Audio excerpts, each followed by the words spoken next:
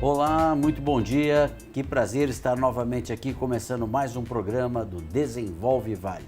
Sempre trazendo temas importantes e relevantes para você que quer empreender, para você que quer conhecer esse ambiente de negócios e poder cada vez mais aprofundarmos aqui em temas importantes para que tudo ocorra muito bem.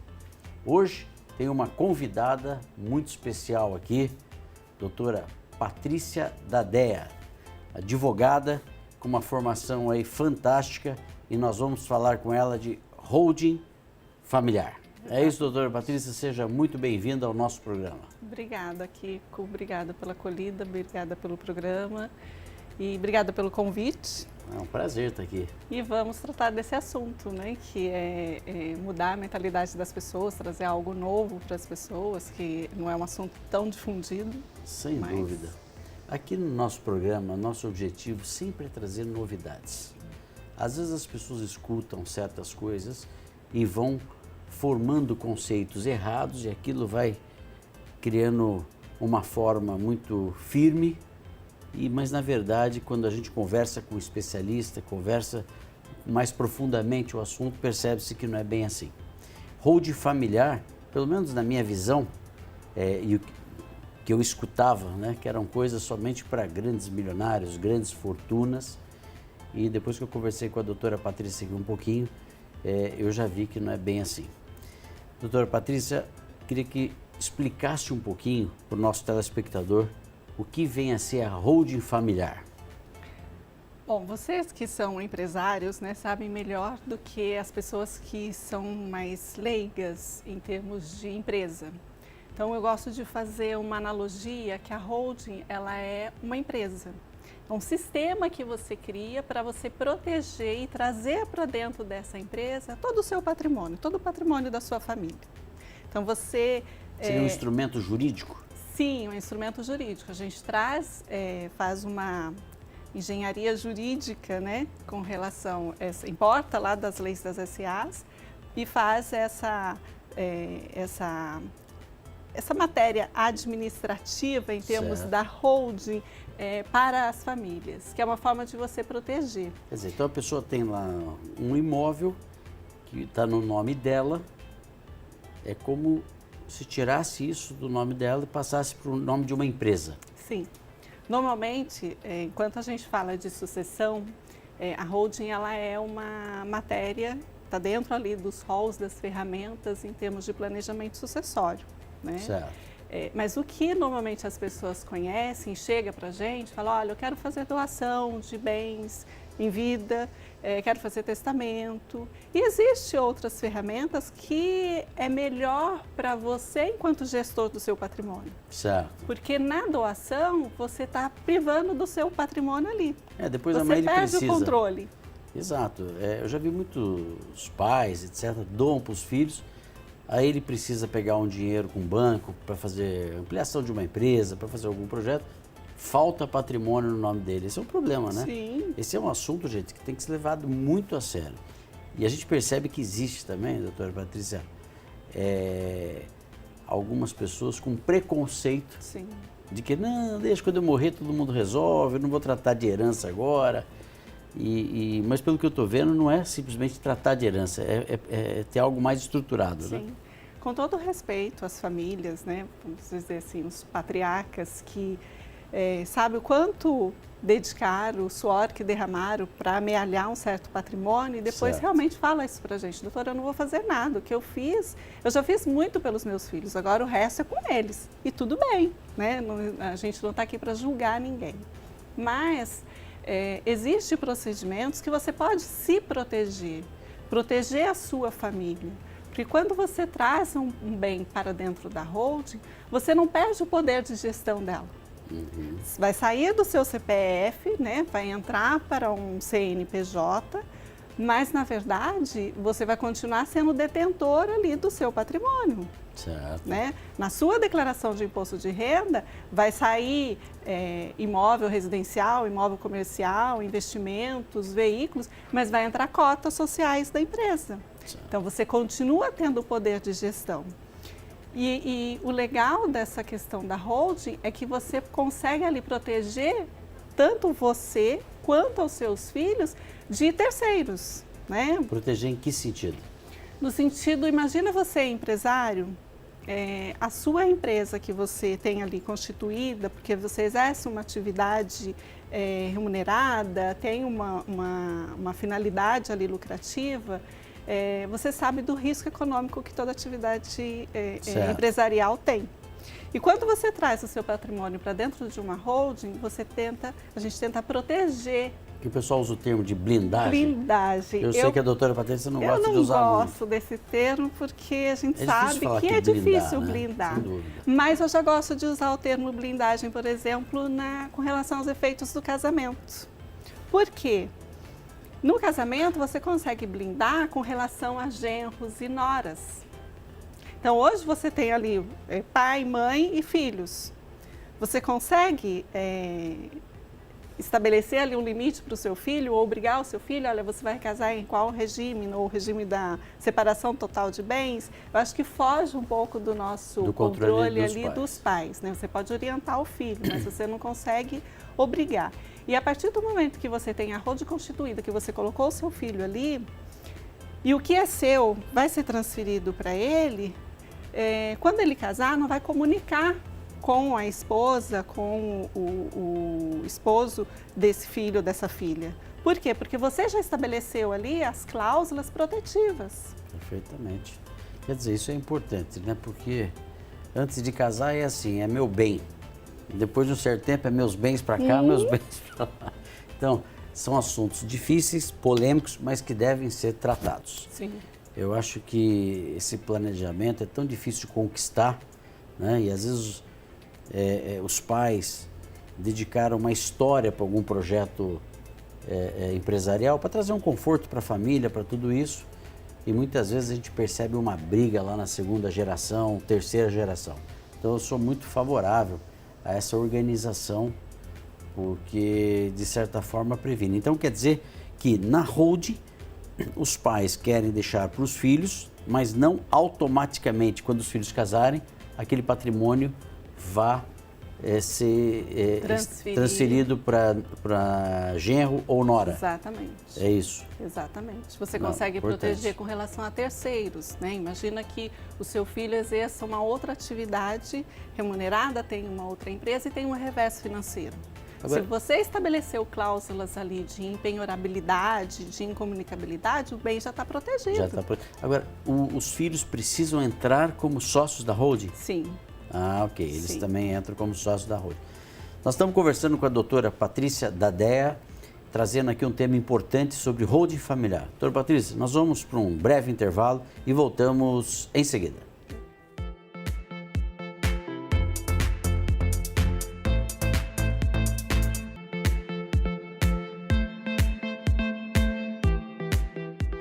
Muito bem, estamos hoje conversando com a doutora Patrícia Dadea, advogada, trazendo um tema bastante importante, que é o planejamento sucessório, planejamento patrimonial, nesse caso específico falando de holding familiar. Nós conversávamos no primeiro bloco justamente como tomar a decisão, né? E o primeiro mito que a doutora Patrícia quebrou aqui foi que não precisa ser um milionário ou ter muitos imóveis para você ter uma holding. Se a pessoa tiver uma casa, doutora Patrícia, é suficiente? Sim. É suficiente? Sim. A gente fala assim, para você ter uma holding, não precisa ser milionário, não precisa ter um patrimônio gigantesco. O que nós que vamos dar o diagnóstico ali, saber se a holding é viável ou não para a sua família? A gente precisa entender o que você pretende a curto, médio e longo prazo.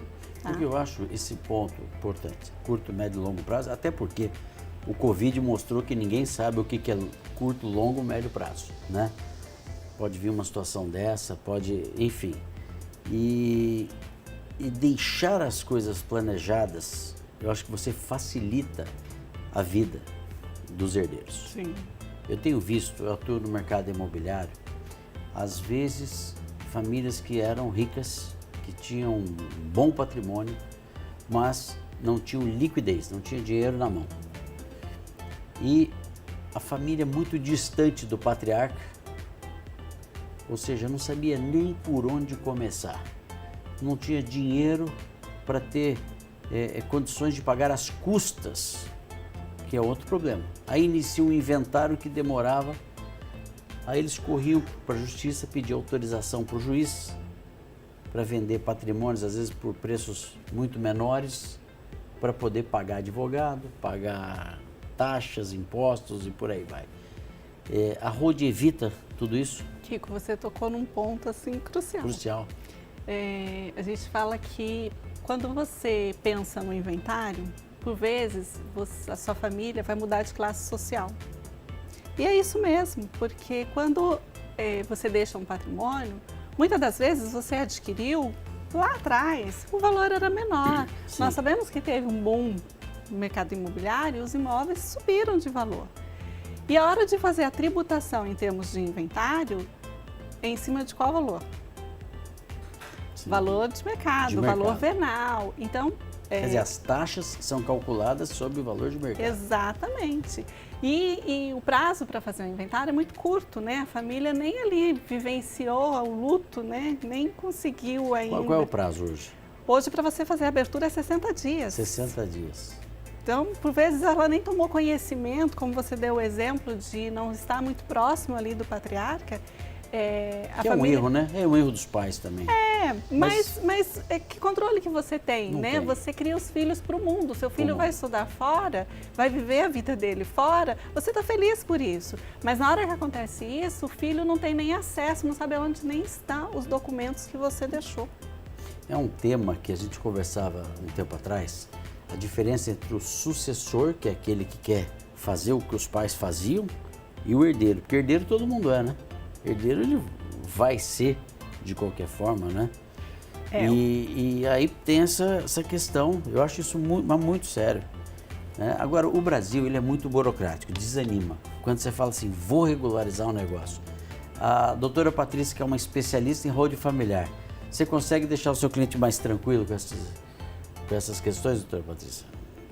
Eu tento. Porque pede certidão. Eu vou te contar um caso que um cartório uma vez me pediu por uma simples retificação diária, o documento de um inventário que tinha sido concluído em 1900, acho que era 45.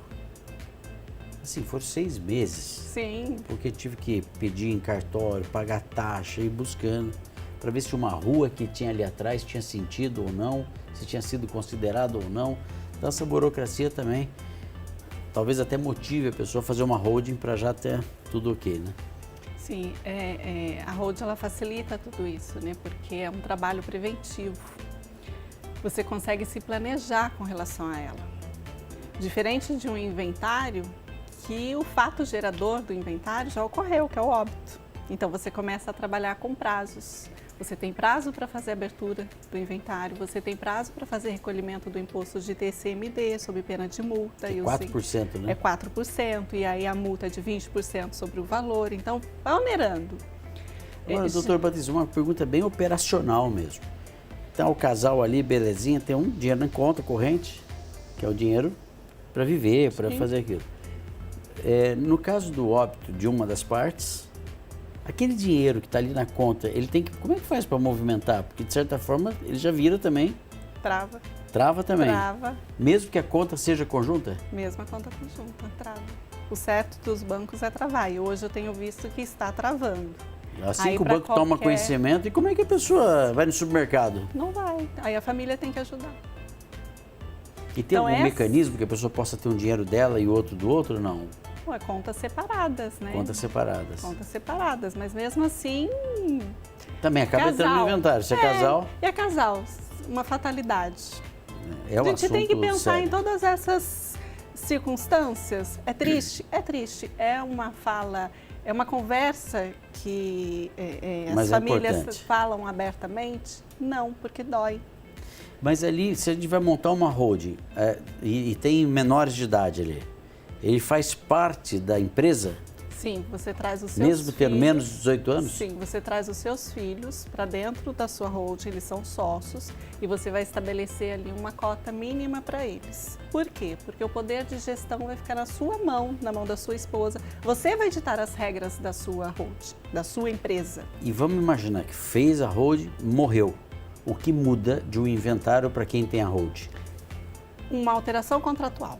Simplesmente. Simplesmente. Já vai estar previsto ali. Exatamente. O que deve acontecer naquele ato. Exatamente. Não tem que fazer um inventário. Você faz cláusulas ali de sucessão. Como Nossa. vai ser transferidas as cotas sociais para os herdeiros.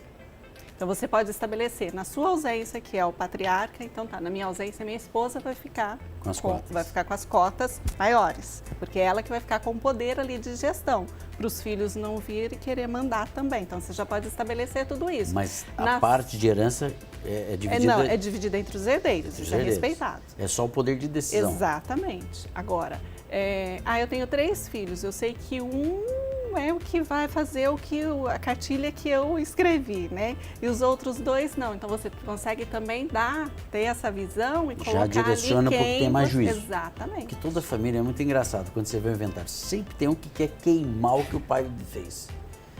Tem um imóvel familiar lá, tem um que não, tá caro, vamos vender isso logo, ele quer botar o dinheiro no bolso.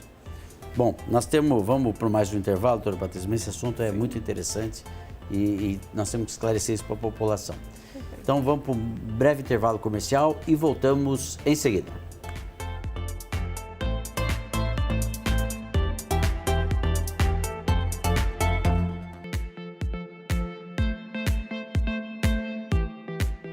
Muito bem, estamos de volta conversando com a doutora Patrícia Dadea, uma advogada especialista em holding familiar. Todos nós temos que pensar no futuro, organizar a vida quando a gente partir daqui para a nossa família. Às vezes temos resistência a pensar nisso, mas podemos trazer muita dor de cabeça para os herdeiros, para a família e por aí vai. E esse assunto ele é muito importante, né, doutora Patrícia? Agora, vamos pensar o seguinte, o indivíduo fez a holding familiar, mas ele tem alguns imóveis que por algum motivo não tem escritura ou está em contrato particular, está esperando algum outro projeto acontecer. Esses imóveis com contratos particulares podem fazer parte da holding? O que você pode fazer, Kiko, nessa situação? Você cria holding, como que você integraliza o capital? É como uma empresa normal, certo. Tá? Quando a gente... fugiu o nome agora. Quando você constitui uma empresa, sim, você sócio, você vai integralizar um capital social o que ali. Tá ali, tá? Na holding, o que você vai integralizar? Imóveis. Tá? Imóveis e todo o seu ativo. Se você tem um imóvel que está com algum problema em termos de documentação... Ou não tem ainda a escritura no seu nome. Você não coloca esse imóvel por enquanto, certo, na holding. Ficaria uma situação híbrida. Exatamente. O imóvel está financiado. É outra questão também problemática. Por quê? Quando você tem um imóvel financiado na pessoa física, o que nós temos? Seguro. E o seguro, ele cobre a pessoa física, a pessoa jurídica não morre. Não morre. Então, se você vai colocar esse imóvel para dentro da holding, você precisa da autorização da instituição financeira. Até porque ele está alienado lá, né? Exatamente. O imóvel não é seu, né? Na matrícula do imóvel tem ali aquele gravame. Esse imóvel ficaria de fora? Ficaria de fora até você quitar, até você regularizar essa situação dele. Aconteceu de um óbito, faz o inventário desse imóvel. Agora, que não integralizou. Neste caso, então, do imóvel que está financiado, e se eu tiver imóveis que gerem aluguéis, esses aluguéis entram para a contabilidade da holding e são distribuídos de acordo com as cotas? Sim, a gente tem uma outra possibilidade com relação a essa situação até do ponto de vista tributário, é extremamente financeiro. Certo. Porque na pessoa física, os aluguéis é tributado em 27,5%. Né? Sim. E na pessoa jurídica, a tributação é diferente. Sim. Então, quando você traz imóveis de locação para dentro de uma holding, a gente tem que tomar um certo cuidado, porque quando eu integralizo os imóveis na holding, tem situações que não há incidência de ITBI. Então, tem uma outra vantagem de fazer essa transferência e de não ser tributado. Quer dizer, tem uma vantagem tributária, então. Exatamente. De não ser tributado. Ter vantagem tributária no Brasil é difícil, hein? Existem mecanismos, né? Só que eles não são divulgados. Quando os imóveis estão numa locação, se a atividade preponderante dessa empresa, 50% dela for com relação à locação, aí você vai ser tributado no ITBI com relação a esses imóveis que são alugados. Então, por vezes, vale a pena você constituir a holding e deixar a empresa seguir e depois colocar esses imóveis dentro. E existem outros mecanismos. Não tem problema você deixar o imóvel de fora. Não. E existem outras situações jurídicas que você consegue também a isenção, só que daí a gente teria que aprofundar mais no assunto. Agora, vamos imaginar algo que é bastante comum hoje. Até eu estava vendo uma estatística que é a separação. Fez a holding, tá tudo belezinha para o homem morrer. Brincadeira, gente, não é para morrer não. A mulher só também para organizar. morre. Ou para a mulher morrer. Não é, mas dá uma confusão ali e querem separar. E aí? Eu tenho recomendado até para os meus clientes a constituição da holding, até por uma questão do divórcio em si. Quer dizer, até para o divórcio é bom que tenha holding. Se você for pesquisar, você já vê que já tem algumas soluções jurídicas. Antes do casal divorciar, fazer a holding e depois partilhar ali as cotas sociais. Por quê? Que no besteira, divórcio... desculpa só um parênteses. Gente, se vai separar, não briga.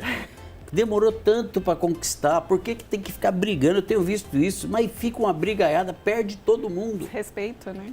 Separou do ser humano, né? Agora, tem amigo meu que ele separou, mas assim, eles foram muito inteligentes. Fez um acordo de manter a vida financeira junto, porque os dois ganham. Sim. Mas desculpa, viu? Só para a turma parar de brigar quando separa, Mas porque começa a brigar tanto, vão perdendo dinheiro assim com facilidade. Sim.